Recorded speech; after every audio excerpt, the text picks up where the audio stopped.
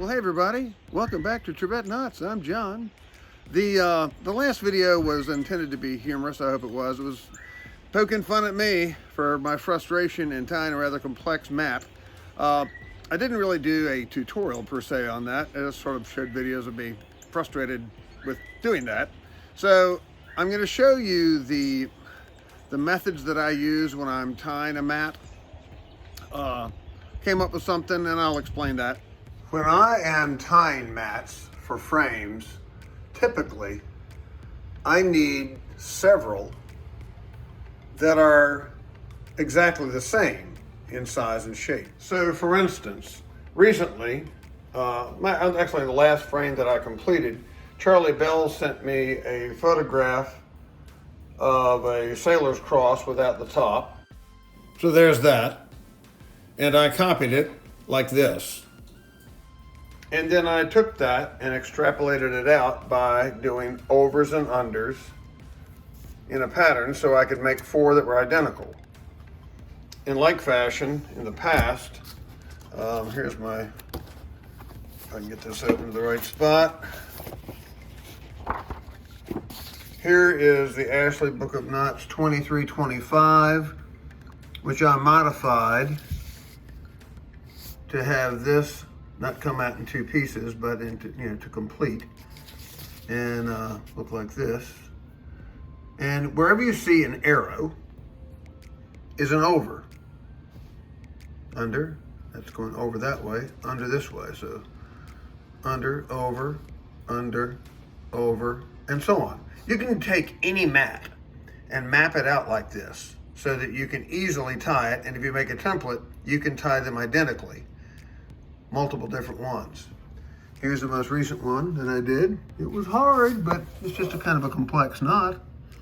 There's a mat from the Grammont and Hensel's Encyclopedia of Fancy Knots and Rope Work. And there is the grid pattern that I drew to accomplish it. It worked eventually. In addition, I'm going to do a tutorial on a 22 strand flat sennit. I have no idea what it's called. A lot of sennits don't have names. I mean, there may be something in the Grammont and Hensel's Encyclopedia of Knots and Fancy Rope Work. I'll see if I can look it up and come up with a name, but I don't really think this one has one. But I got it from Daryl Inskeep. From some of the frames that he's made, he's used this sennit, and I really liked it, so I reached out to him, and he gave me the over and unders on it, and so now I know how to do it. So, enjoy that. On to the tutorial. So folks, this is a 22 strand flat braid sennit. I'm tying it in number 60 from Nautical USA, which is a 3.7 millimeter in diameter line.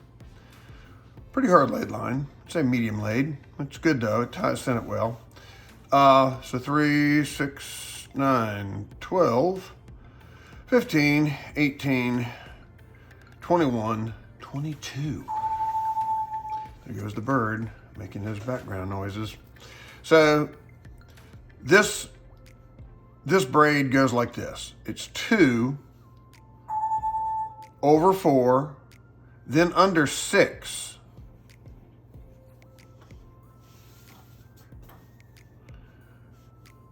From both sides.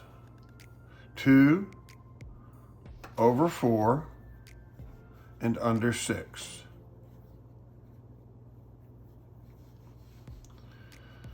The thing to focus on this is these first 6 strands. 2 over 4. So you'll notice that there's 2 coming underneath and 2 coming over top of that last pass. So that 4, and then under the rest of them that are dangling out here.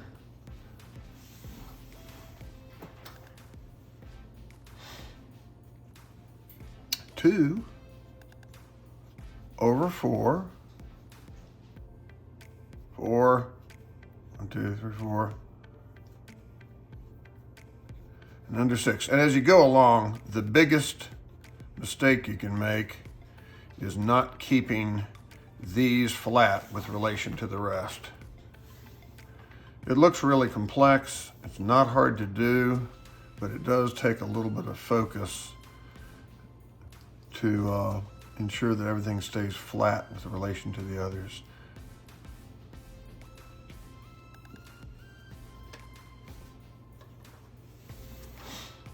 You kind of don't worry about what's in here until you get to it. It's just these right here all need to remain flat. So you're dealing with 6 at a time in general. So 2 under these, over these 4, and then under the rest.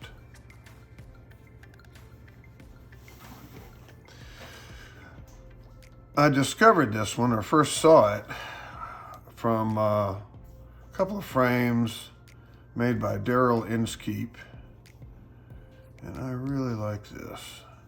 It's also broad, and when you're tying really wide expanses of the border on frames, it's nice to have a nice wide Sennit that kind of covers some territory but looks really good. It's important that it look good. That's the key. It needs to look good. 2 over these 2 and these 2.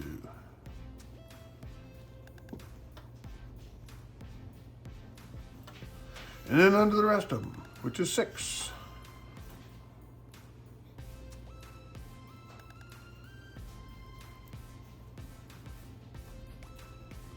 You'll see in a couple of minutes. I'll race this forward.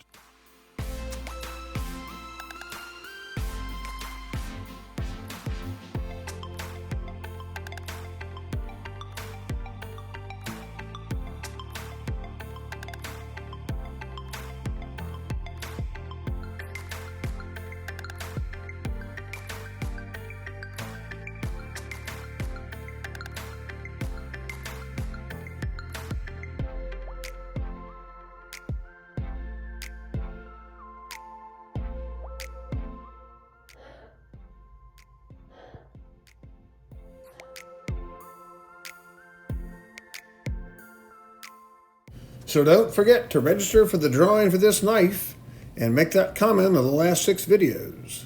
See you soon.